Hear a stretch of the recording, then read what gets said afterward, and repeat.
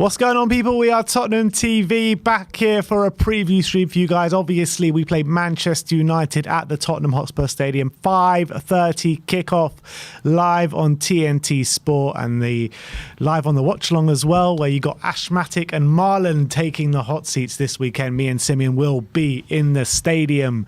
Very much looking forward to it. A big welcome to Ange with a big tifo going on in the Tottenham Hotspur Stadium. If you are new around here, go and smash that subscribe button. Also, go check out our brand new website as well, WeAreTottenhamTV.co.uk, where you get all the latest news on Tottenham Hotspur. But what we're going to be doing this stream is we're going to be going through the match preview, going through our predicted lineup, as well as taking the callers as well. So it's your chance to have your say after we get through the two segments of the live stream today. But how are you feeling coming into this one, Sim?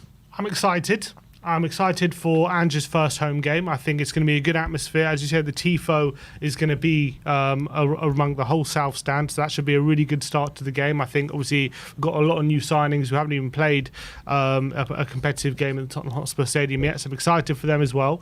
And I think the crowd should be up for it. It should be a really good atmosphere. And I think in the game itself, yes, Man United are a very good team, and obviously it's going to be very tough to go and win that game, especially with the signings they've made, and they're further along in their project than we are.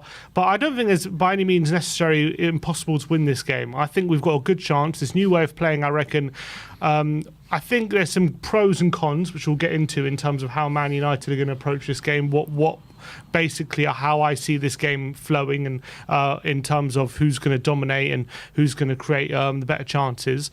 But I am genuinely excited. Obviously, looking at Man United's first game against Wolves, that you've got to be a bit worried for them.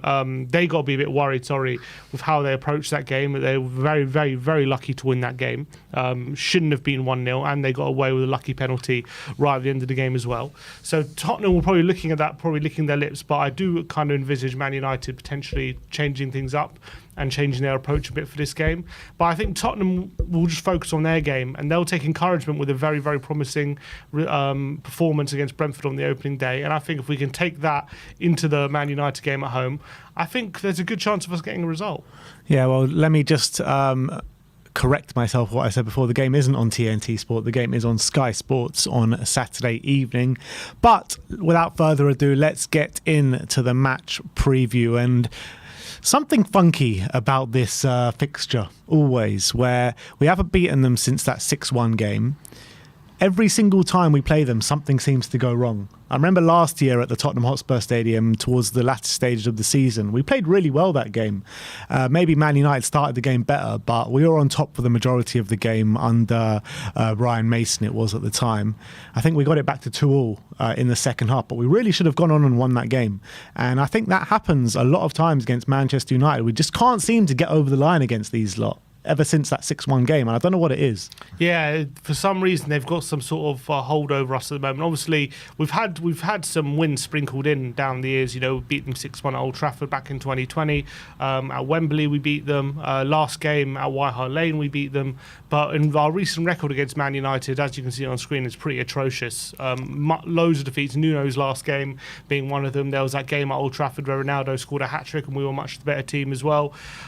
So we do definitely tend to struggle against Man United. They still seem to have, I think, a psychological hold over us in terms of how big a team they are. I think under Mauricio Pochettino, I think we started to break that down. But I think in recent years, that psychological battle, I think they've definitely been winning. And it's cost us in games where we have been the better team, and for one reason or another, we just haven't been able to get the result that our performance has deserved. But hopefully it's a different story on Saturday. Yeah, let's hope so, because these two teams, when you look at Tottenham and Man United, the way they've started the season, obviously Man United got off to a winning start, we got off to a draw, but that doesn't really tell the full story of the two games, because Spurs were the ones dominating that fixture against Brentford without really creating too many chances. But on the other hand, Man United in their first game against Old Trafford came up against a Wolves team a lot of people predicted for the drop. And in my opinion, Wolves completely outplayed them the majority of that game. They just couldn't find the back of the net. And then Man United just seemingly got a fairly lucky goal with in the latter stages of the game. But for Man United fans watching that can't fill them with too much confidence. Yeah, especially the way Mason Mount was trying to fit into the team. He struggled. Onana had a good game, to be fair, but he was very, very lucky not to give away a penalty in the dying embers of the game, and that should have really cost them. So, in essence, it should have been counted as a mistake and a penalty given away. But luckily for him, the referee did a massive favour, and now the narrative of the match is he had a very good game, and he certainly kept United probably from dropping points in the end. But I think the way they I think the biggest issue I saw from Man United in that game was the midfield. I thought they got completely dominated in midfield. I think Casemiro, Bruno and Mount got completely bypassed time and time again. Yeah, Cunha, João Gomez, Lamina, and another one I can't remember who off the top of my head it is. Matthias Nunes. And Nunes. All three of them were absolutely fantastic. What they're all really good at is ball carrying. And that was something that they really struggled with, Man United, and they struggled to contain it. And every time Mount and Bruno got bypassed, they were pretty much left 3-on-1 with Casemiro in the middle to trying to stop all these Wolves midfielders. And it led to the Wolves midfielders and attack just being in on that back four time and time again, because Man United were trying to dominate the ball, they were trying to dominate the game, they were pushing players high up the pitch, but their pressing game was a bit off it. The Wolves midfield was completely dominant, and that led to Wolves pretty much having control of the game. And even when Man United took the lead, you would have think, okay, they've taken the lead, shut up shop. But Wolves had so many opportunities after inside the box. Once Wolves were putting under a bit of pressure, like putting long balls into the penalty area, trying to win headers, Kalajdzic was on the pitch. They really struggled to even stop that, Man United. They even struggled to see out the result. They did just about, very, very fortunately, but they struggled to do so. Going into the season, after finishing third and winning the Carabao Cup, I think most United fans, not necessarily expecting to win the league, but probably expect themselves to be in and amongst the conversation of title challenges of this season, and that's an improvement on third place. But look, the first performance definitely was really oddly disjointed, considering how many improvements they made last season. But it is only the first game, so you can't take too much. But it must have been a bit of a worry why they started the game so sloppily. It was really, really poor. They barely, not only were they conceding chances, but they really struggled to create chances as well. I think Rashford had a couple of moments throughout the game where he got in behind and forced saves out of Jose Sarr, and then obviously the goal happened. But other than that, Bruno didn't really have too many opportunities. Mount was really ineffective. Garnacho was really poor, and I thought Anthony was absolutely atrocious throughout the game. I thought he did absolutely nothing. So, look, what I would say is a lot of people talking about Wolves before the season, and maybe people were getting ahead of themselves in terms of how bad they are, because they've still got some good players, even though they've lost good players like Neves and Moutinho. Clearly in midfield, they've still got some good players that can hurt good teams like Man United. But Man United should definitely be expecting a better performance than what they showed. I guess the one thing going for Man United from that game, they can't physically get worse than what they showed in that game, and they always seem to turn up when it comes to Tottenham. But I mean, if you're assessing the two teams coming into it, you would probably say maybe Spurs are slight favourites going into this one. I wouldn't say we're favourites. I wouldn't go that far just yet. Man United are still a good team, are still a better team. I think they've still probably got, if you look at their team, they've probably still got better players right now. And Ten Hag, look, he's a good manager. He's doing a good job. And as much as I would love to say that, the performance against Brentford is a sign that, we're on the up, and I personally think it is. I'm sure with the bookies, Man United are favourites. And I think personally, Man United, even though we'll go into it tactically later why I expect Tottenham to dominate the ball, I still expect Man United to create a lot of problems for us in transition, and they're very good at that, and that could be a big issue for us. So as much as I do think Tottenham have a good chance of getting a result, I still put Man United favourites. Yeah, I mean, they're just favourites. It's not much in it, to be honest, with the bookies. But how do you rate Erik Ten Hag and the job he's doing at Manchester United? Because he's not really playing on a consistent basis the football that you really associate an Erik Ten Hag team, like the Ajax total football, dominating possession. They seem to be better on the transition and better in the counter-attack with the players that they do have. Do you feel like the plan is always to go to what Erik Ten Hag is used to, or is he just working with what he's got at the moment and this is what's coming out? Yeah, I think he's trying to build a team to play the way he wants to play. I think last season he made a lot of compromises to get results, because in Man United, you know, it's not like other teams where you're going to get a bit more time potentially to apply your system. For example, and Ten Hag can't finish 8th twice like Arteta did and exactly stay in the job. But even Arteta was able to develop a system over time, and now he's reaping the benefits. He got the luxury of patience from the board. Now, when you're Man United manager, you don't get that luxury. So if he wants to, he all well and good. It will be all well and good him sticking to his philosophy and maybe results not going his way and saying, oh, in the future things are going to turn around. At the end of the day, if he finishes 8th, he's out of a job. He's getting sacked. So he doesn't have that luxury of patience. So he had to make some compromises just to get some results through the door. And I think he did that last season. I think he did that really effectively with a lot of games where they didn't dominate, but they were very solid defensively and they were counter-attacking a lot of teams. Rashford was very effective in that system. I think Casemiro was fantastic as well. Obviously, he had the Ronaldo situation to deal with as well last season, which he dealt with really well. And I think it was a learning curve last season. I think under the circumstances, it was a difficult season, and he actually did fairly well. Finishing 3rd and winning a Carabao Cup.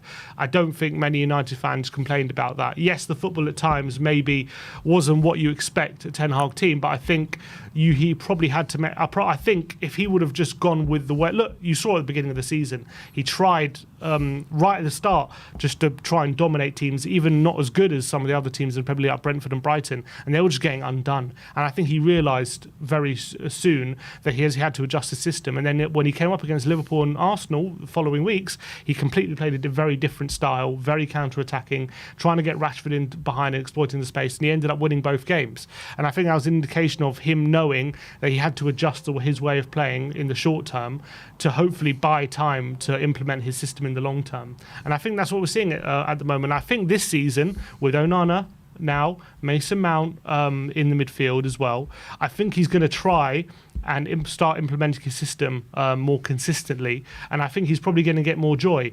But I still think at the moment they're still lacking a Højlund, obviously, who's injured.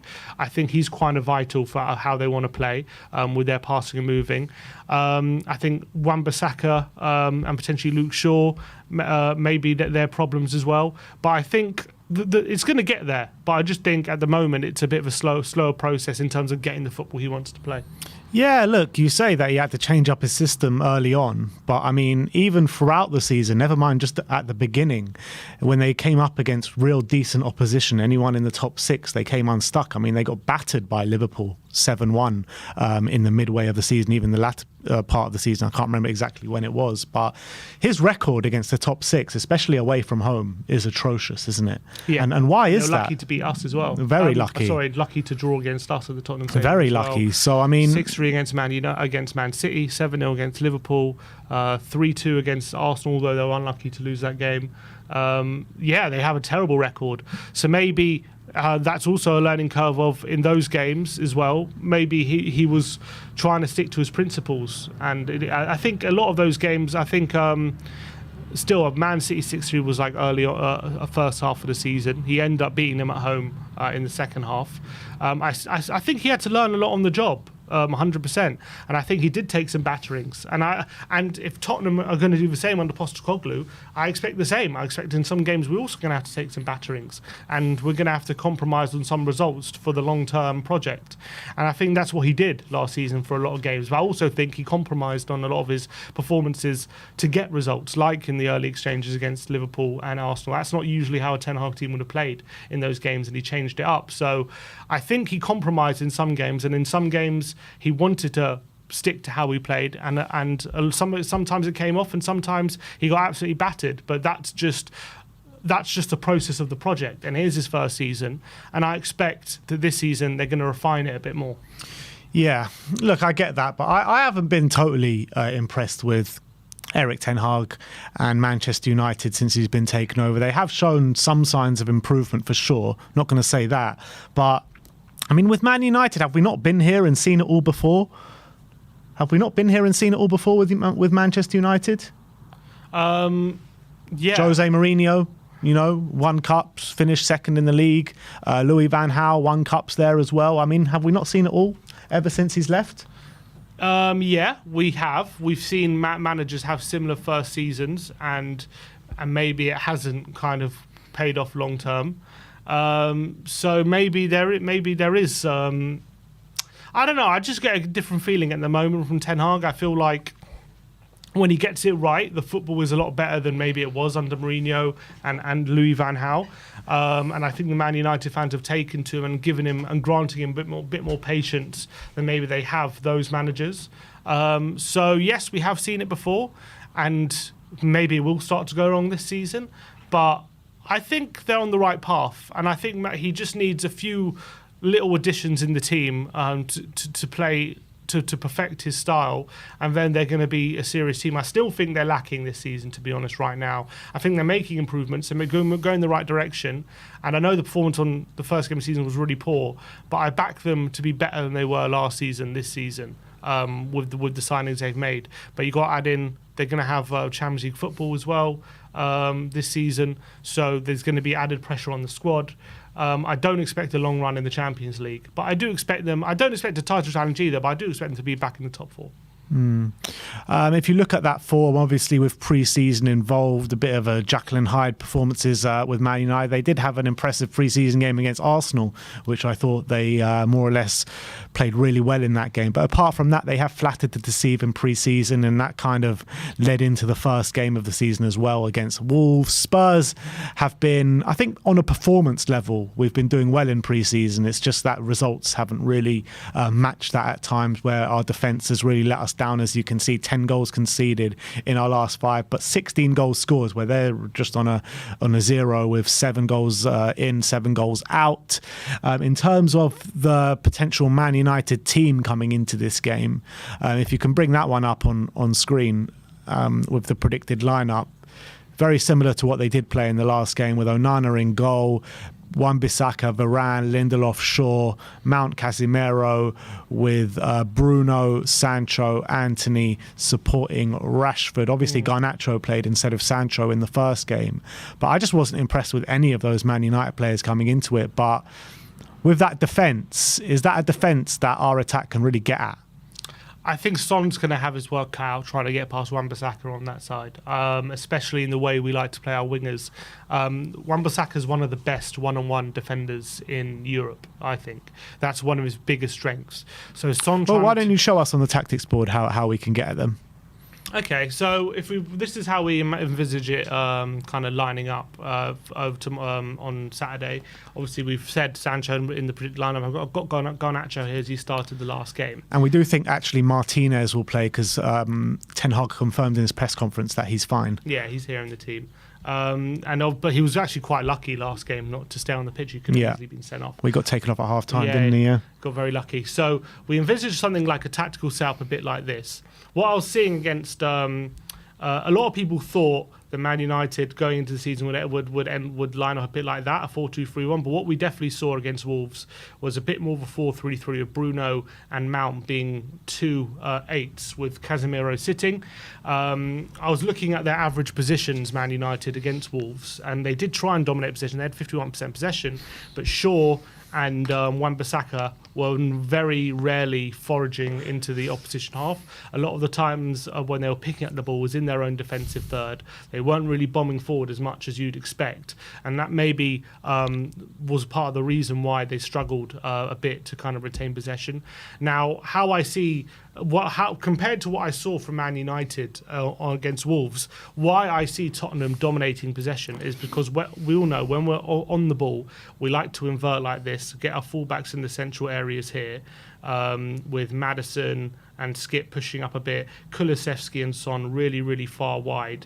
But it's almost like this, Bissouma almost in the Man United half, Romero and Van de Ven really, really pushing up. And that's going to obviously cause a bit of problems with either Rashford down the centre, but it's going to mean that Mount and Bruno are going to they've got a decision to make. Either they go drop really, really deep to follow the likes of Maddison and Skip, and then that will mean that Anthony and Garnacho have to tuck in, that would leave Son and Kulusevski with one-on-one battles up against Shaw and Wan-Bissaka, or they're going to have to, or Anthony and Garnacho are going to have to follow Emerson and Udogie, and maybe Bruno and Mount have to kind of try and follow the wingers, or stick with these central midfielders. So there's a lot of tactical decisions that I feel like Man United have to make. And I feel like, because Man United play orthodox fullbacks, they don't like to tuck in like Man City, Arsenal, or now Tottenham like to do.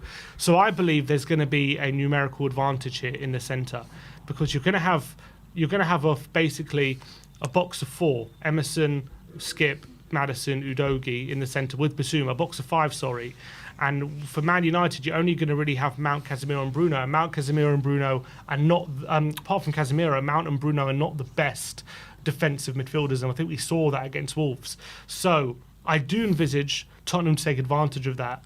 And to actually dominate possession. And I think the question was, going into this game, yes, Tottenham have been dominating possession not in pre-season, but when they come up against a good team like Man United, will they be able to do that against a team who are also going to likely want possession themselves? And I'm going to say yes, I do think we are. I think Basuma is going to be crucial. His ability to break the lines up against a presser, whether it be Bruno, Mount or Casemiro, I'm going to back him to more often than not be able to break those lines. And then it's all about how effective we're going to be in possession with Emerson, Udogie, and whether Son can get any joy out of Wan-Bissaka and Kulusevski out of Shaw. Those battles are going to determine whether we win the game. And then, if there are quick turnovers, obviously you're going to have Garnacho, you're going to have Anthony, and you're going to have Rashford running in on our defence, which could definitely cause us problems when you definitely have Bruno and Mason Mount and Casemiro, who are all very, very good passers of the ball. And we've seen in pre-season, and even against Brentford, one long ball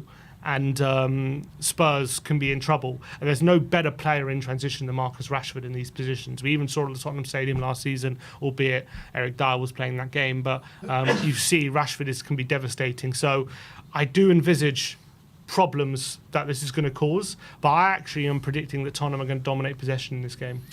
Yeah, I mean, you're looking at that team and you look at the team that we played against Brentford, right? And there was one, I wouldn't say weak link, but one link that wasn't as impressive as the other three midfielders, and that was Ollie Skip.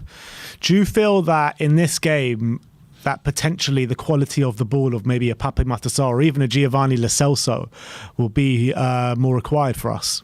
The only reason I would say that we're probably still going to keep Skip, I'm not or a more defensive player, I should say, in this team, is because of the talent Man United have. And so they've got supreme talent, so you've got to be super wary of them. And so I even though I think in an Ange system, perfectly, I would prefer someone like a Lo Celso in that Skip role. I think for this game, I think he's going to go with an Ollie Skip to keep that combativeness in the centre, to make sure we're winning our duels, and to make sure that we're still winning the ball back very quickly, and off the ball we're not allowing them too many easy chances.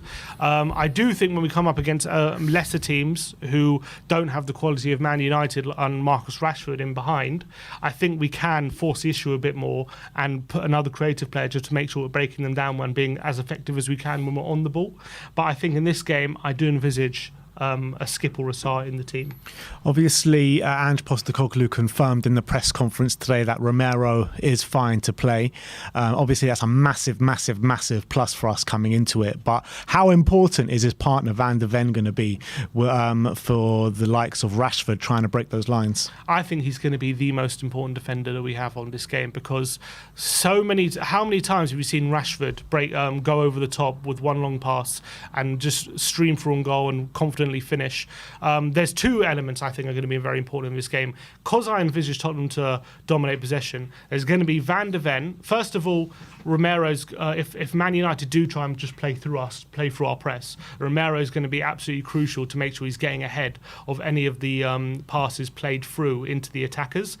But if they do decide to go over Romero's head and go long, Van de Ven's recovery pace is going to be absolutely crucial. And if he can keep up with Rashford, that is going to have a massive element into making sure they're nullified going back. And what I would say is what we did see against Brentford is if it does go over Van de Ven and Rashford is running on and the ball is not perfect, we need Vicario sweeping up and making sure he's coming out and being confident and having a really high starting position to make sure that if there's any passes over the top and Rashford or Garnacho are running onto it, if there's any sort of inaccuracy in that pass and if they're slightly too long, he's there to sweep up and just make sure he's clearing any sort of long passes in behind our defence. So I think Van de Ven and Vicario are going to be crucial. I think if Man United are going to try and play through us, I think Romero is going to be even more crucial. Yeah, I couldn't agree more, to be honest. And obviously Destiny Udogie as well. How do you see him making a real impact in this game? Because he's been so impressive since he's joined the club, hasn't he? He has. And I actually think if Son is to get any joy out of Wan-Bissaka, we're going to need Udogie to really support him and distract Wan-Bissaka to allow Son a bit more space to dribble into, either underlapping runs so he can pass it in behind, or just a distraction so Son can make his movement inside or outside, just providing that option. Now it's going to mean Anthony is going to have some space on the right-hand side. So that's going to be something we have to watch out for. I actually don't think he's a great player, Anthony, when he's got loads of time and space to run into. I think he likes the challenge of beating players. He's an instinct player. Yeah, he likes to take the ball and beat players. He likes the ball. He likes the ball into feet and likes to dribble past a player and then create an opportunity. When he's got loads of space to run into, I feel like he overthinks things a lot of the time. He doesn't have that decision-making ability to pick the right option sometimes. So Udogie's going to have to make sure that he obviously doesn't give him too much freedom and he's tracking back and being very aggressive. I actually think Udogie is going to be quite a good fit to battle against Anthony. I don't think Anthony likes playing against players like Udogie who are very physical, like to get in his face and like to challenge him physically. So I think Udogie has also, and also think Anthony, he's a hard worker, but when Udogie's in these positions, are we going to see Anthony just consistently track back, or is he going to want to half cheat a bit and try and get as much space on the halfway line as possible on a breakaway? So that's going to be an interesting tactical battle, I feel, on that side. I feel like Emerson, obviously, naturally, he likes to come inside, but he's much more defensively aware. I think Udogie is much more like, I'm going to get forward and try and help the attack a lot more and get to the byline. So that how he deals with Anthony and how Anthony comes up one-on-one against Udogie is going to be a very interesting tactical battle. And how do you feel with Richarlison? Obviously, he's come under a lot of criticism so far already this season from the fan base. Do you feel like this is a game where, he can prove a few people wrong? Well, obviously, I think every game at this point for Richarlison, he needs to go into it thinking that he's got a point to prove. Well, to be fair, some could argue that way of thinking is actually putting him in trouble because it's making him overthink things, it's making him have a lack of confidence sometimes, but I think he needs to obviously start contributing a lot more for the team offensively. We know that. I actually think he's going to like this kind of game because I think he likes, unlike no-nonsense defenders like Ben Mee or who are the defenders who are playing for Brentford, Martinez and Varane are going to be much more looking to engage him physically on the ground, and they're going to also like to play out the back as well when they get the opportunity. And I think that's where Richarlison could shine. I think he's going to really relish that physical battle, especially with Martinez. I think Martinez, obviously him being Argentinian and Richarlison being Brazilian, that rivalry there. I reckon that can be a bit of a feisty duel, I reckon, between those two. And I think Richarlison might fancy his chances up against Martinez. Obviously, Varane is a much more experienced defender. I see him not getting as much spare change out of Varane, but I reckon if he can target Martinez, I can see him getting some joy there. Do you not feel, though, like Varane and Martinez are quite comfortable on the ball, right? Mm-hmm. Do you not feel like our pressing has to be absolutely spot on in this game? Because if not, Varane and Martinez, both of them, can just ping balls over the top to either Anthony on one side, Garnacho or Sancho on the other side, or even straight down the middle for Marcus Rashford and try catch us out. We saw in pre-season sometimes just one ball over the top can really hurt us. And yeah, that is a bit of the problem, because when we are out of possession, we do like to set up a bit like this in a 4-4-2 kind of pressing formation. And now if Varane, Martinez and Casemiro get an outnumber, the problem here basically is we're going to have Bruno and Mount trying to press forward up against Bissouma and Skip in this 4-4-2 formation. Now, if the two strikers are going up to the two defenders, you're going to have Casemiro free here. The question is what we do with that. Do one of these strikers tuck in to go to Casemiro, or do one of these midfielders tuck in to go to Casemiro? If one of these midfielders tuck in, it means one of the centre backs has to go to one of the midfielders, and that's going to create more space. If the midfielders go back, and one of the strikers is the one, we leave a centre back free, we are maybe potentially liable to a long pass. But as well, if we leave Casemiro free, we're at risk of our press just being easily played around, with Casemiro just dropping deep, got 3 against 2, and they can just press up the pitch. So big decisions for Ange Postecoglou to make. What for me, what I would try and do is try and get Basuma, involved as much as possible, because we know he can cover a lot of ground. He's so good defensively. He can almost cover 2 players in a way. So I think try and get him involved in this pressing as much as possible up against Bruno and Casemiro. Try and get him really aggressive up against Casemiro, and make sure that there's not a pathway to find him, and not letting him dictate play. And if we can do that, I reckon we go a long way to nullifying them. The question is, Van de Ven is then going to have to stick really, really close to Bruno or Rashford as well. You've got Rashford there as well. So I guess if there's a long pass, you just got to hope Vicario can sweep up that, and you got to basically rush them here, make sure they're rushing their passes. And if Rashford does get a free run, you got to make sure Vicario has got a really high starting point and is sweeping up. So it's going to be an interesting tactical battle, and I think off the ball there are going to be some problems, and I do envisage Man United getting some joy, but I also envisage us on the ball dominating and actually being able to open up Man United. I guess the one thing that we got going for us is they're not real happy travellers when they're playing decent sides. You got to say that. But do you feel that if we can get 3 points in this game, is that a bit of a statement from Ange Postecoglou? I think it would be a phenomenal start. You got to remember as well, Ten Hag, his second game in charge of Man United was Brentford, and he lost 4-0, and he got absolutely tactically outdone, and he was taught a lesson really in that game. I think it made him rethink a lot of things going into that game, and they ended up changing things a bit.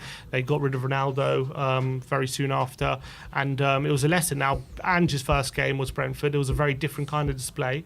I think you definitely saw Ange's philosophy a lot clearer straight away than Ten Hag.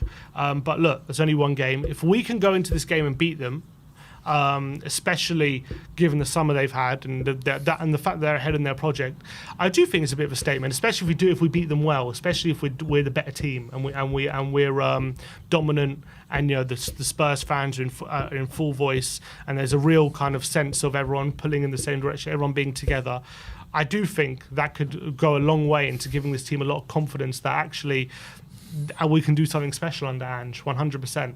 And if we can get a really positive performance, look, I'm not expecting a win here. I think, a good performance, and if we get a point, I would be happy with that. But if we can get a victory and a really good performance, that would be a phenomenal start. And I think that would really give this team a skyrocket when it comes to confidence and coming up against really good teams. And it will also allow us to know that, yes, we know there's going to be teething problems going into the season, and with Ange, and obviously the start of a project, there's always going to be some tough times. But if you can, right at the beginning, beat a good team like Man United who are further on in their project, I think that can give us so much confidence. Yeah, I agree, and especially because it's a team that we haven't beaten in so long as well. It'll give us a lot of confidence moving on into the season.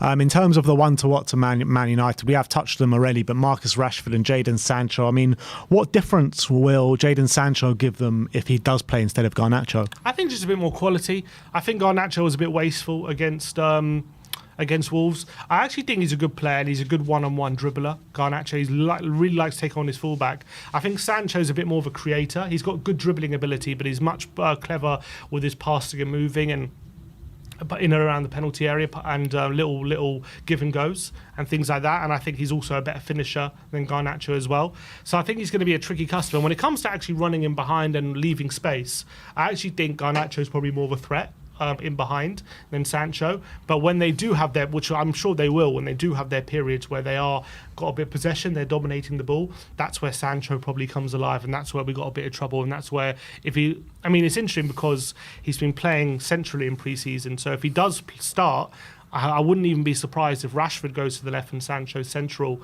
and they do it that way. But nevertheless, Emerson or the defenders are going to have to watch out because he's got very quick feet. He's a tricky customer, and he's very good at creating chances if you allow him to. So I think that's where he'll hurt us. So it's going to be I'm envisaging a very big atmosphere coming into this one. I think, obviously, with the TIFO, welcome to N17 to Ange Postecoglou. I think the fans are going to be an absolute full voice, and I think that's going to add an element to the game as well, especially under the lights at the Tottenham Hotspur Stadium. Well, I say under the lights, but I think it will get dark probably around the second half. But look, I'm really looking forward to this one, and I can't wait to get into that stadium. I ain't going to have a voice by the end of it, I'll tell you that. But look, what is your score prediction going into it? I said and predict the Prem 2-2. I said last week that in my preview I said 2-2, and then I changed it last minute and predict the Prem to 2-1 Spurs.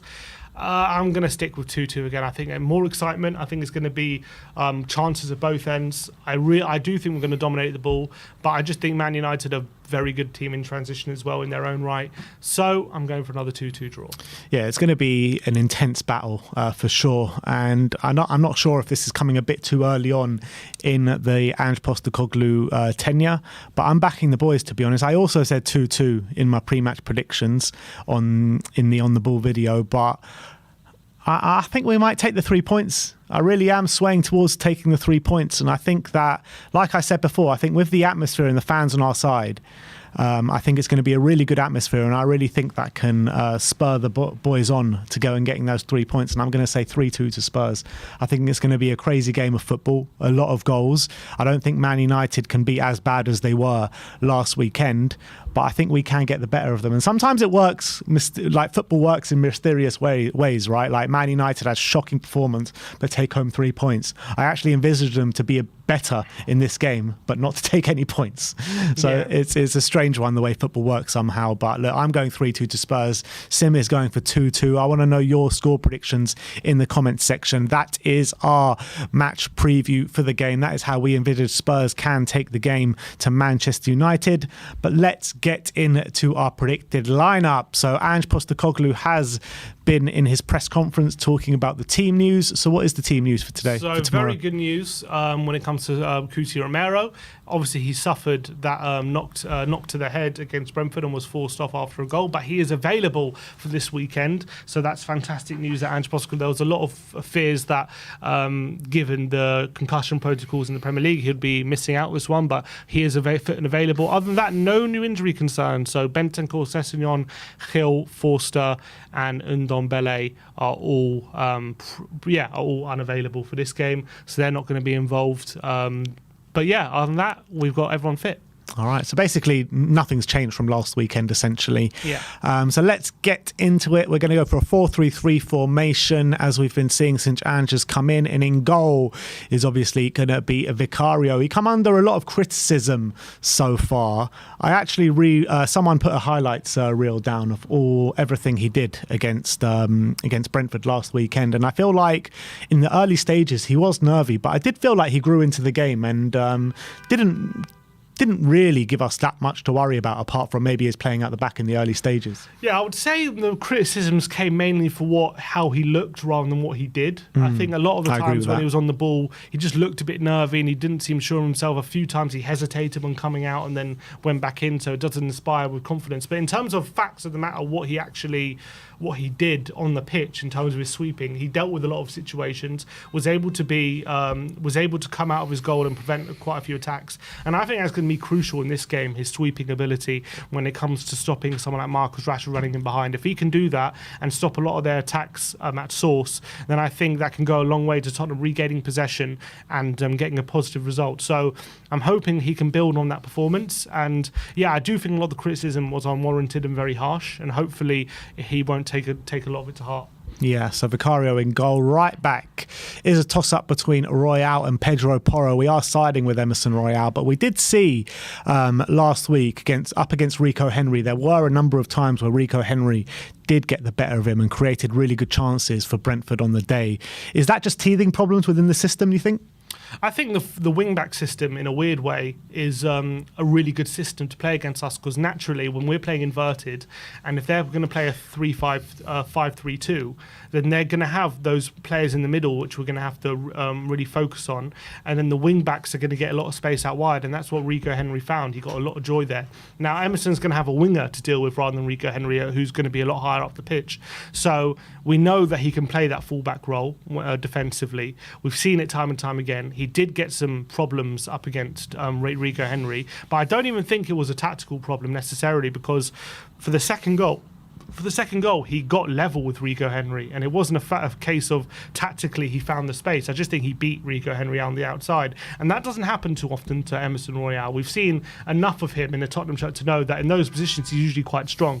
So I'm backing it just to be a bit of an off day defensively, off day at the office, and I think he'll get back to his best hopefully in this game. I think on the ball he's got a crucial role in just helping Tottenham retain possession, keeping things ticking over, and I think he'll do that role effectively in this game. He does seem to save his best performances for the big games, Emerson Royale, doesn't he? He does. He loves the big games. I think a lot of the time in the big games, especially under Conte, he was asked to do that more defensive role, which the team needed. So it'll be interesting to see now that we're going to be attacking in these kind of games, how he performs, and if he's going to be upping his game offensively, not just defensively as well.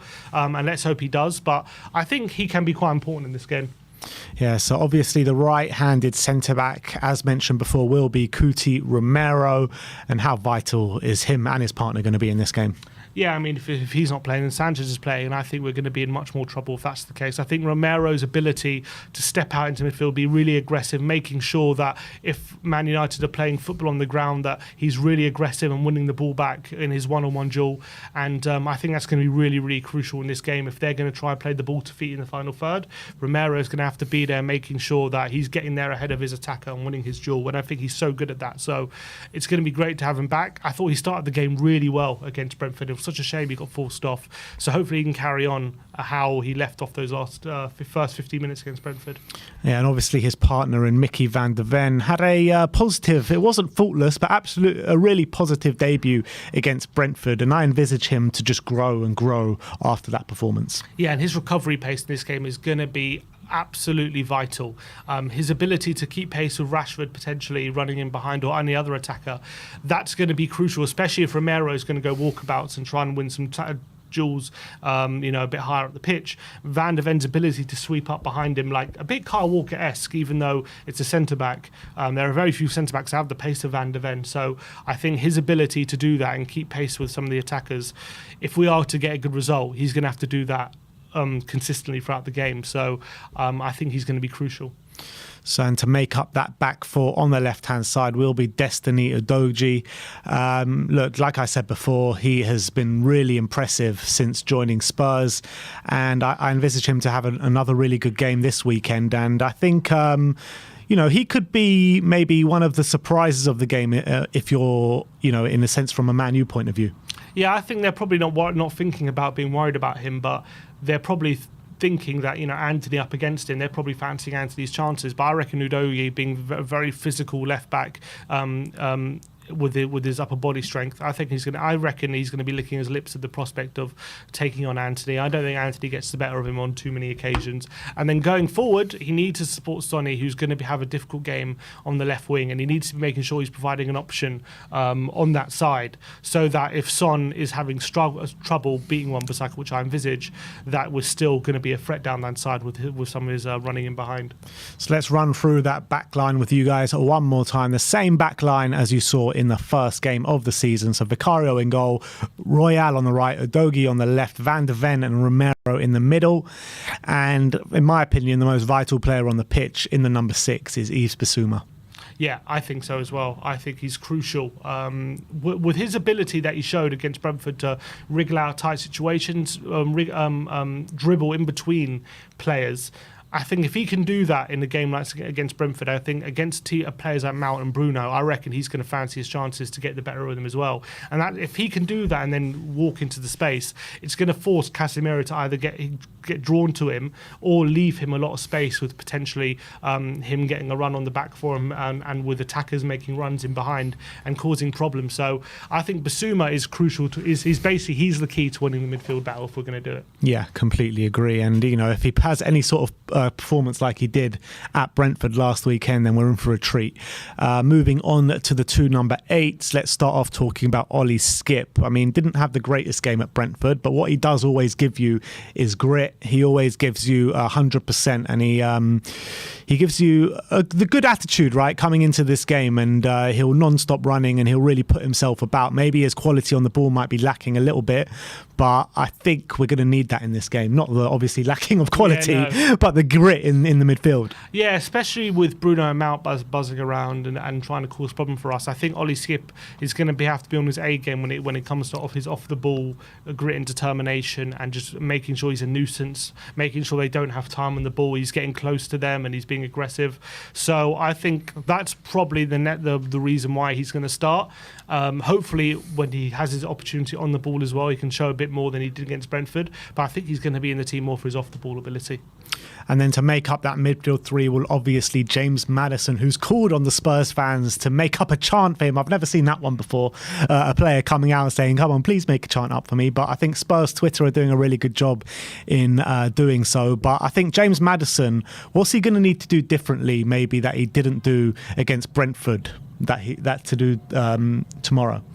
I don't think he has to do anything differently. I think he was really good against Brentford, and I think he needs to be picking up those similar kind of pockets of space he was doing. He was doing quite a good job creating chances for the likes of Richarlison. The only thing I would say, I would like him to get in more goal-scoring positions to take a few more shots. He didn't really do that against Brentford, but if he's picking up the ball in those half spaces in around the penalty box and whipping in crosses and playing through balls, that's all he needs to do if we're going to make sure that we're getting the best out of our attack. And he's going to have to make sure that Casemiro he's not basically in his pocket the whole game. That's going to be a bit of a struggle, because Casemiro, we know, is one of the best defensive mids in the league. If he decides that today he's man marking Maddison, we could be in a bit of trouble. But if Maddison can kind of wriggle away from that and find the spaces he was finding against Brentford, I think he could have a very good game.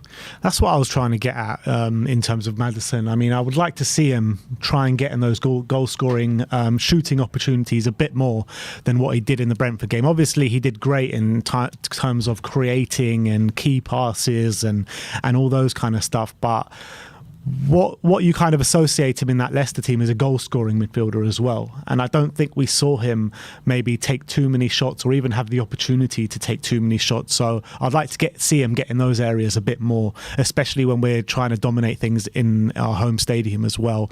So the midfield of Bissouma, Skip and Maddison. In terms of the front line, we're looking on the right-hand side for Dejan Kulusevski.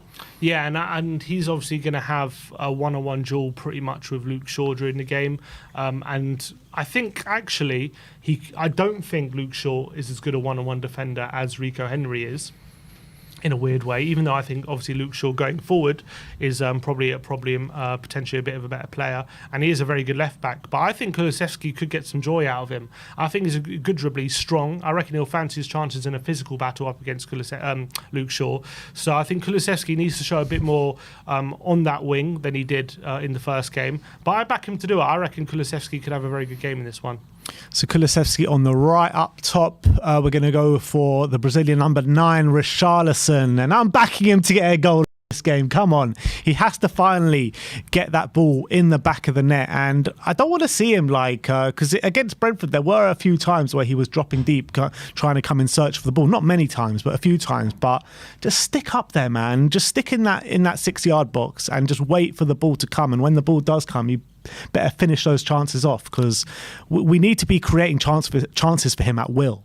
Yeah, and I think he's going to be in for a real physical battle, especially against Martinez, who's going to try and dominate him physically, going to try and do what Romero does to other strikers, which is step in ahead of the ball and try and nick the ball off him. So he's going to have to be strong, he's going to have to back into him, and he's going to have to try and hold the ball up and engage him physically. And I think he's going to relish that battle. I reckon, especially as well in the pressing, we know that Varane and Martinez like to play out of the back, so Richarlison can really be a kind of thorn in their side in that aspect if he's on it kind of pressing wise.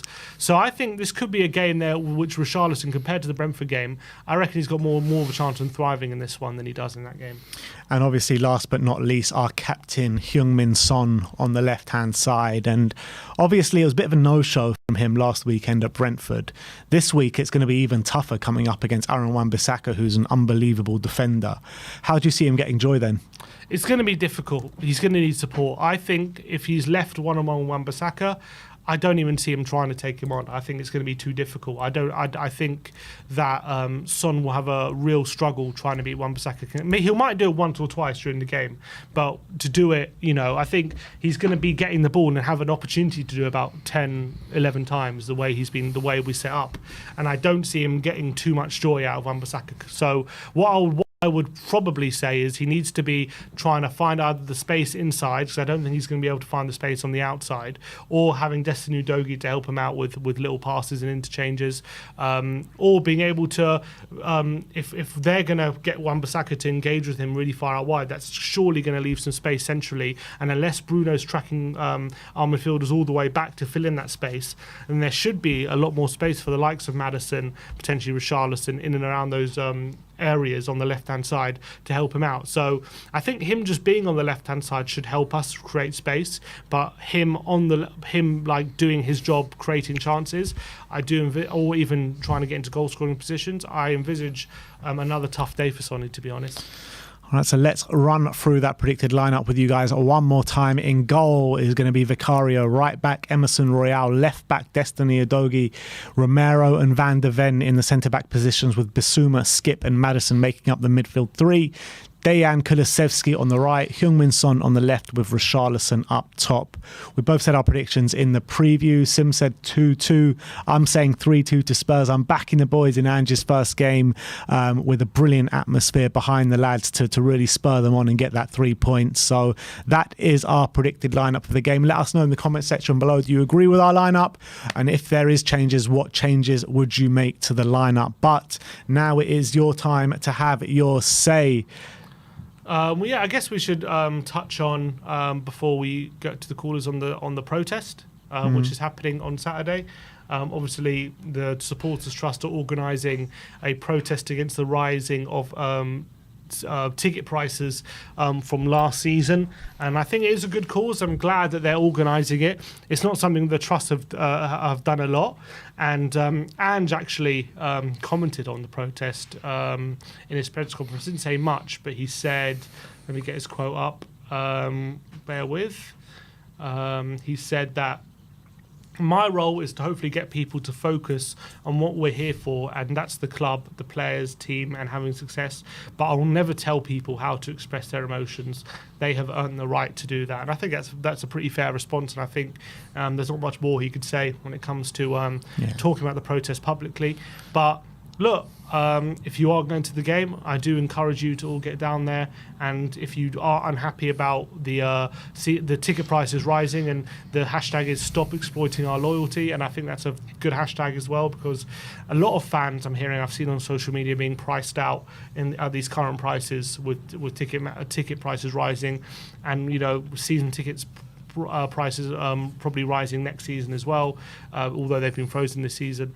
I think Tottenham, who charge pretty much the highest ticket prices in the league, I think that it's a good message to send out, that everyone could get behind that. They should stop exploiting the fans' loyalty by continually price hiking, going for bigger and bigger profits all the time, and should basically have fair and competitive pricing when it comes to charging to see the club that we love.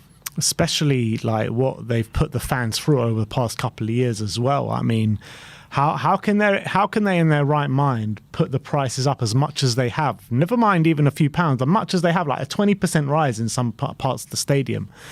How can they do that with what they've put us through over the past couple of years? It makes no sense whatsoever. Yeah, if they want us to kind of put their trust in them by paying more money, then they have to. They have to earn our trust with what they're showing on the pitch and the decisions they're making at the very top. And for a long time, the decisions have been very, very bad and really, especially from a footballing point of view. And at the end of the day, we're a football club. That's what we care about.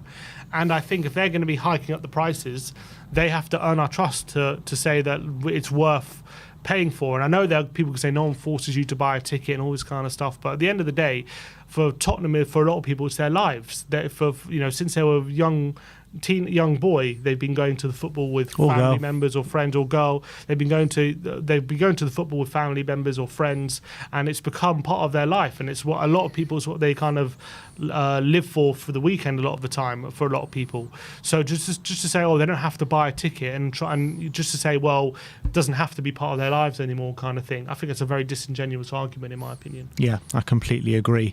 But if you do have a bit of time before the game and you're heading down to Tottenham Hotspur Stadium, do make your way to the ticket office. I think it starts at around 3:45. So head down there if you want to lend support to the Tottenham Hotspur Supporters Trust in their stand against ever-rising ticket prices.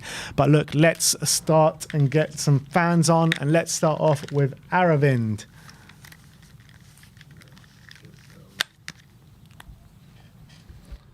Hey, Aravind. How are you guys doing?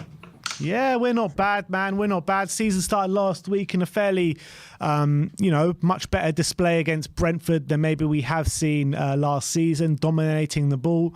How do you envisage the tactical battle between Tottenham and Man United going down this weekend? I mean, lot of people are very pessimistic about this week. Like, we won't win, we'll lose. To be really honest, we're a Big Six club, and I don't understand why are we so pessimistic about our club. A new manager, the players who are really optimistic, they're really enjoying what they're doing, and a good advantage is Romero is going to be back I have a strong feeling this game is going to be a statement win for Ange. I have a strong feeling we're going to batter them this weekend. Loving the confidence, man. And do you really think that if we do go and win this weekend, how much of a message does that send to the Premier League? It will show. This game will show what Ange is. And to be really honest, look, I'm not saying we're going to keep a clean sheet. We're going to concede goals, but this game we're going to score a lot of goals. Home game, all the fans are up. Everyone is going to be motivated. That is going to give an extra boost. The players are loving the culture. Culture is changing. The new players, new system. I think so. This game we're going to win it. We're going to win it, and especially if we are going to have 70% of the ball or 75% of the ball. I have a strong feeling we're going to nick this win over. We're going to nick it over here this time. This time it's Arsenal against United. Aravind, in pre-season and in the first game, we've kind of played teams who have not looked to dominate the ball, apart from maybe Barcelona, who we played against teams who maybe have been happy for us to dominate possession. Now, Man United potentially could be different to that with how Ten Hag would ideally like to play. So do you envisage us still having similar joy when it comes to being able to keep the ball, or do you think Man United are going to be able to wrestle some possession back from us? I think so. Ten Hag's way of going to play is they're going to be a bit much similar to what Brentford are going to play. They're going to play the ball on top and try to counter us, because I feel that that's something they're going to do against us. And especially us at home, it's the way we are playing. I'm pretty sure we're going to have the possession, and they're going to play against us in the counter. So if that is going to be the case, I feel against Brentford, the second half we should have won. We should have, if we had played better football, a bit more better football, a bit more upfront, we could have won that game. So this game at home, you know what? I know Emerson had a good game. You know, Emerson had a decent game for me. The right wing, I'm gonna throw in Poro at right wing, and try to play either Perisic or Solomon in the left wing, and play Son up front. If we can do that kind of changes, it'll be good. But I don't see Ange going to change the system. He's going to trust with this same formation, and I have a strong feeling. But even with that formation, I still feel with that lineup we're going to batter them. I'm going, and a lot of people are going to go against this goal scorer. I'm going to see. I have a feeling Richarlison is going to grab a brace on Saturday. I thought he's not going to play. No, I'm trying to say that, like, I wish Son plays up front, but I'm just going to play Richarlison up front. Got you. And I have a Got feeling you. that it's been a long since he's not scored a goal, and it's good. This is going to be the game for him. I want him to do well for us. Aravind, when you're looking at the midfield, obviously Bissouma and Maddison are 100% going to play in this game. Yeah. Who would you like to see take the third spot in midfield? I want to see Sa to play rather than Skip. I feel Skip is. I was not impressed with him against Brentford. It was very okay. And Sa in the last 2 games performing really well. Like the games which is done in the preseason, he's been doing really well. So I feel Sa, Bissouma, Madison. That's a really good midfield. I think some midfield wise we can, and especially Bissouma. That guy is playing really well. And if Udoji is playing really well. I saw he was playing really well. And Mickey Van de Ven and Romero plays really well. And other than Emerson, who is a weak link in the defense, that's a decent defense in a good midfield. I don't see. This team looks much more fluid and much better than last season. Like, there's some good quality players, and goalkeeper wise, yes, there's some questions, but that's gonna happen with the way we're gonna play. And I do really feel that this game. I don't know, for some reason, like, this is the first time in 3 years, like, I feel really safe and positive about our team. I don't know, for some reason that against United we're going to surprise them. You know what, Aravind? I'm feeling a bit like you as well. I'm feeling confident and positive for the game this weekend, but every time we come up against Manchester United, something seems to happen. I don't know what it is, but they've got something over us where something seems to happen and we don't go on to win the game. What do you think that is? Forget about the past, but I'm really excited about what is going to happen tomorrow. And I don't know, for some reason, first home game, and Man United take 3 to 4 games for them to adjust. It happens for them every year. And it happened once against them when Mourinho played and we scored 6-1. That was like initial days. I think it's a good time to play Manchester United. First 4 games is a really good time to play. And first game at home, new manager, the vibe, the aura, the new system, new players. I don't know, for some reason, if we can just get that first goal, it's going to be a long day for United. What's your prediction, Aravind? What do you think the score's going to be? Spurs 5-2 to win. 5-2? Yeah. Wow. So you said Richarlison's going to get 2. Who's going to get the other 3? Richarlison 2, Pedro Porro. I have a feeling Porro should play this game. If in case he plays, Porro 1 and Son to score a brace. I want everyone to Son to shut all the fans who have been like talking bad about him, and I want him to score a brace. Richarlison with 2 goals and Son with 2 goals, and hopefully Porro comes off and scores the goal. I'm loving the positivity and the confidence, Aravind. Thank you so much for coming on today, and we'll see you next time. Come on, you Spurs. Come on. Big up to Aravind, and also another big up to DJ Samuel, who is spreading the love today, and he's gifted 5 memberships to the to the We Are Tottenham family today. So welcome to the 5 new members: Just a Harmless Potato, Batu, Adam Brisbane, Liston Hines, and Bepson 30. So big up to each and every one of you. And a super chat to Ian JD saying, difficult to drop Son when he's now the captain. But, you know, we did see Ange take him off in the game last weekend. Mm-hmm. Do you think now he's captain, Ange will feel like he can't drop him? I think he's probably going to get a bit more time than than if he wasn't captain, but I don't think he's undroppable. I think Ange will have the philosophy if he's not playing well, he'll take him out the team. But I think maybe he'll still get a few more bad games because of that, because of the captaincy. Yeah, I agree. But let's move on to our next caller. And it's the one you've been waiting for, people. It's Mr. Brian Daigle. Brian, are you at White Hart Lane Station? I am. I've just dropped Mr. Ireland off at his apartment, and now I'm making my way home. I knew it was White Hart Lane Station. I could see it with the bricks on the wall. But how are you doing, Brian? Yeah, I'm doing good. Like I said, good to see Brian Ireland. It's weird seeing him here in London as opposed to Toronto. And yeah, everything's all good. The sun is shining. It's a good day. How's things over there at Tottenham? And is there a buzz around the place? Oh, there's a massive buzz, mate. All to celebrate our new payment partners, there's a huge party going on over there. No, there's absolutely nothing going on. Just before we get into the game, do you want to touch on the protests, both protests tomorrow? Yeah, the greatest pleasure. So obviously, first of all, there's been a lot of, as you'd imagine, normal rubbish on Twitter being stirred up and people coming out and being rude, abusive on both sides. I'm not just saying on one side. So our protest is there from 1 to 3 o'clock. We are there opposite the club shop like we always are. And yeah, that one, we're going to have the banners out. People, please come and join us. We're doing it 1 till 3 about everything regarding Levy and ENIC out. And then obviously what people have got to understand is we're finishing at 3. So we can put everything away and go and peacefully and proudly go and support the trust. The trust. Go on, Tim.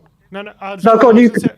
Are you gonna not tell people, but you would like advising that at the trust protests that it's not about ENIC and Levy? Correct. Listen, this is a thing, Simeon. There's been a lot of things here where we're going to hijack, we're going to take over, we're going to do this, we're going to do that. Listen, I can't vouch for every single person, or neither can the people that I stand with vouch for every single person that says Levy out or puts the hashtags on Twitter. Everyone that stands with us, and Ben and Sim, you know a majority of them, they're great guys, they're men of their words, like myself, and we have categorically stated all our banners are going away and put away where we normally store them. They're not coming. We're going over there. This is a moment right now. This fan base is divided. This fan base is, like I keep calling it, a civil war. This is a chance to unite. There's 2 protests going on. Ours is where I stand and where the people I stand with stand is we want them gone. No matter what, out. We've had enough. The protest for the trust is tackling ticket prices. And obviously they think that that's the easiest branch to go for to try and get them to back down. And that's what they're doing. And it's still, either way you look at it, it's against the board. So why are we going to cut our nose off to spite our face?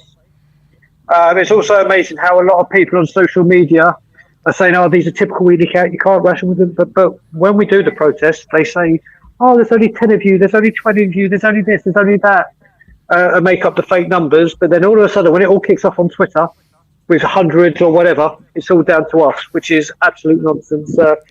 We're going there, and the people that I stand with proudly, week in, week out, we are not going there to cause trouble. We are not going there to hijack. We are going to support getting ticket prices down. There are grandparents, there are mothers and fathers and kids that come to our protest that won't be able to go see Spurs because of this ticket price increase. So we will gladly support them in everything they do, and this is their protest, not ours to hijack. Yeah, because I don't know, you might have seen it on it was circulated on Twitter. There was a clip from another podcast from a woman from the trust who was on a podcast saying that she credited you, not you personally, but the ENIC out people for putting their protest, basically stopping it well before the trust protest. Yep. But also she I guess expressed a bit of concern about ENIC Levy out, people coming there, and she kind of accused a lot of the potential of it, like descending into like hooliganism. Okay. So let me stop you there because I was speaking about Ben with this last night. Sorry if you can't. A train's just gone past me. No worries. It wasn't, and I'm going to say this loud and clear. It was not and Thula from the trust that said that. What happened is on that podcast, the host said to Anthula, who's part of the trust and kind of being the spearhead of it on these pods, and said, "Are you concerned about Levy out?" Blah blah blah. To which she said, "No, no, no. I've spoken with a few. They're doing it at 1 till 3 o'clock, and then they're stopping early so they can come and support ours." Which she was bang on the money, and that's what she said. But then the guy next to her, who by the way is a Sun journalist or the Sun assistant sport editor, need I say more? Then decided to say, yeah, you don't want to be associated with that hooligan aspect, the violence and flares. I've got no idea what flares has got to do with anything. Where's she got violence from? No, it wasn't her. It was this guy from the Sun. Where's he got violence from? So, well, this is the thing. So, as soon as I heard this, I reached out to them and I said, "Listen, mate, that's not fair. That's not right. What Anthula said was right. What that guy said." And then Ben knows this. I've spoken to Ben. He then said that wasn't about Levy out. He was talking about other protests he's witnessed. And I said, "Well, why didn't he say the Glazers are this, the that, whatever?" And then he reached out to me privately on direct message and said, "Brian, I didn't even know there was a such thing as a Levy out movement. I'm a diehard Spurs fan and I'm Levy out." And I was like, "Okay, you haven't heard of us. You're a diehard Spurs fan. You're Levy out. You didn't know about the movement or whatever you want to call it opposite the training grounds, and you're just fishing." So I've ended it there. But I need to get this out where I don't know how many people are watching this right now. And Thula from the trust did not say. She could have said maybe no, they haven't done this, they haven't done that, because there's been no arrests, no violence, no. You've been with us plenty of time. There's never been anything like that. But it was not Anthula that was saying this. It was the guy next to her. All right. Well, clear that up. Yeah, it's good to clear that up live on air with 880 people watching, Brian. But look, let's everyone, if they do want to go and lend their support to Brian in his protest starting at 1 o'clock in terms of Levy out, and then moving on to the Trust protest at 3:45 outside the ticket office against ticket prices. But Brian, in terms of actual football, let's talk about actual football. Manchester United coming to Tottenham tomorrow, 5:30 kickoff. Are you confident going into this one? Do you know what? Seeing Brian Ireland has made me ultra confident. He's a super confident guy. And his confidence, I think, is just, I don't know if it's his confidence or his jet lag has rubbed off on me. And yeah, I have feeling it's the first home game. We're going to play this style of football. The great thing about it is that everyone's talking about how we're going to handle Man U and how's our defence, which rope we're going to have to deal with, like Rashford and all that. But you know what? I don't think Man U or any team has a clue how to handle us. This is also new with Ange, what system we're going to play, and then we're going to go ultra offensive and attacking. I am confident. I am actually quietly confident. But you know, against Brentford, we had a lot of the ball, but we weren't creating too many chances. What do we need to do to really create those chances against Manchester United? I think, and I said it when I was speaking to Simeon and Nick on the fan show last week, I don't think, to get the best out of Richarlison, I don't think Son and Kulusevski are the right players to play alongside him. I think you need a Perisic getting to the byline and whipping balls in. And I think you need Porro on the right doing the same thing. I really do. And this isn't me just saying drop Son, but I think this is how you get the best out of Richarlison. I really do. Is that the front three then you would start with tomorrow? Yeah, I would. I really would. And then the way I look at it is, if, let's say, on the left wing, someone gets booked and we need to take off Perisic, you bring on Solomon, who will go at those players on the yellow card. If Richarlison needs to come off, you bring him and Son. And then vice versa with Decky and with Porro. But I believe Porro deserves a chance going forward, because I don't think Decky is in the right place at the moment. Would you stick with Richarlison up front, or would you consider moving Son into that position? I'm sticking with Richarlison. We can't just after one game say, right, that wasn't good enough. I'd like to say, sorry, sir, I'm just jumping on the train. Give me 2 seconds. That's all right. We're going on a journey with Daigle today. We're on a journey with Daigle. Let's go, people. Come on board. Yeah, I honestly think we stick with Richarlison. Yeah. And in terms of other changes, Ollie Skip is started last game. Is he in your first 11 tomorrow? Nope, Papa Matassa. Papa I'm a huge. No chance for Gio Lo Celso? I would love to see that formation if we need to go for goals. I think if we do that at the start, Man U could punish us. But if we need to get a goal or we need to go on the offensive in the second half, absolutely. All right, so what's your prediction? I'm going to go 3-2 Tottenham. Same as me. Love that. Absolutely. Great minds think alike, eh, Brian? They do indeed, mate. That's what they say. I don't know if I've ever been called a great mind, but I'll take it. We'll give it to you today. We'll give it to you today. Even on the train, he's got that really bright background. I love it. Absolutely love it. Fantastic stuff. Thank you, Brian. I hope you get a safe journey home, mate. Hope everything's Thank you very much indeed. I've only got one hand to do it because I'm holding the phone, so I have to do this twice. And as always, Levy out. Big up, Brian. Thanks for coming on See you, today. Brian. Another point that I forgot to mention actually today, someone that's very loved within the Tottenham community called Pugsy passed away over the last couple of days, and he's got a lot of dear friends at Tottenham, and they're trying to arrange a clap for him inside the stadium at 53rd minute.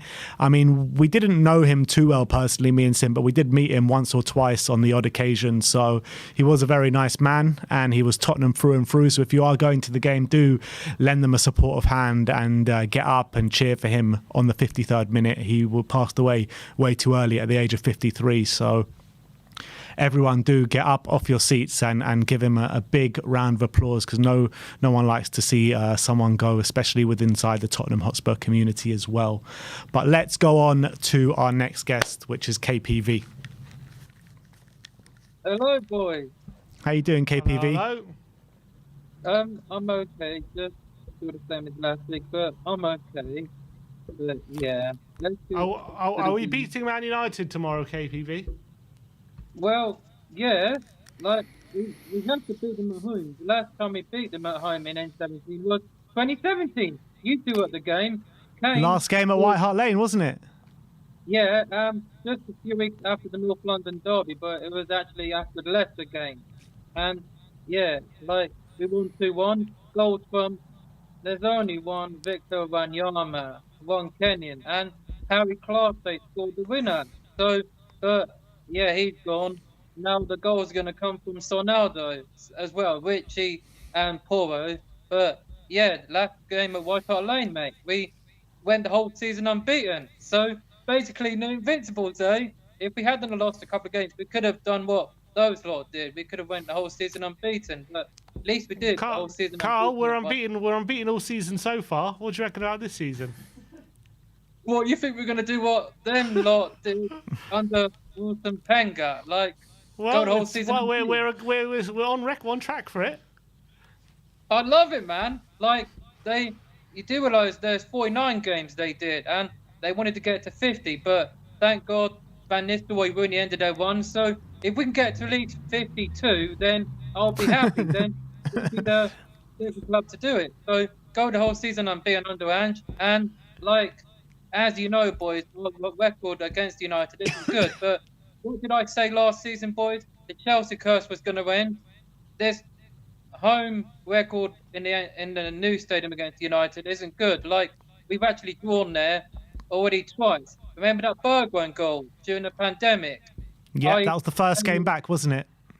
Yeah, it was supposed to be it was on the 19th of June, 2020. And, like, I came on after the game and I said, Lloris made save of the season. And, like, since you two are going to be at the game, Sunday, I know you'll be going live, surely. So, Sunday, so you better put me on a fan cam video saying, like, Son scored goal of the season. Since you lot don't do that normally after when I come on, you never put me on a fan cam after I've been on. So I'd appreciate it if you can after this, and I'll be appreciated. But tomorrow we're winning, and I'm gonna go bigger prediction. Like, I see you two done your predictions, and you both went 2-2 again. So come on, change it. I'm going 8-2. KPV, have you not been listening? Have you not been listening? I changed my prediction. Carl, I tell you what, if we win 8-2, we'll put you on the fan cam. Good. Like, you haven't done that.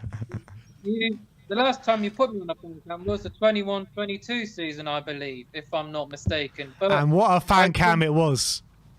yeah, that must have been after one of the games. And like I said towards the end of last season, why is there not the pre-match pump up? Why can I not come on anymore? Because I said, dickhead, you lot don't. Dave doesn't let me come on anymore. Like, I came on the pre-match pump up towards the end of the 21-22 season, and I always came on and get my predictions. KPV, do you not get enough airtime on We Are Tottenham TV? He wants every time we're on air, he needs to be involved. I always like to get involved, man. You can't get rid of me that easily. Like, I ain't going anywhere. And I'm not going anywhere, man, until I come on the pre-match pump-up tomorrow. David!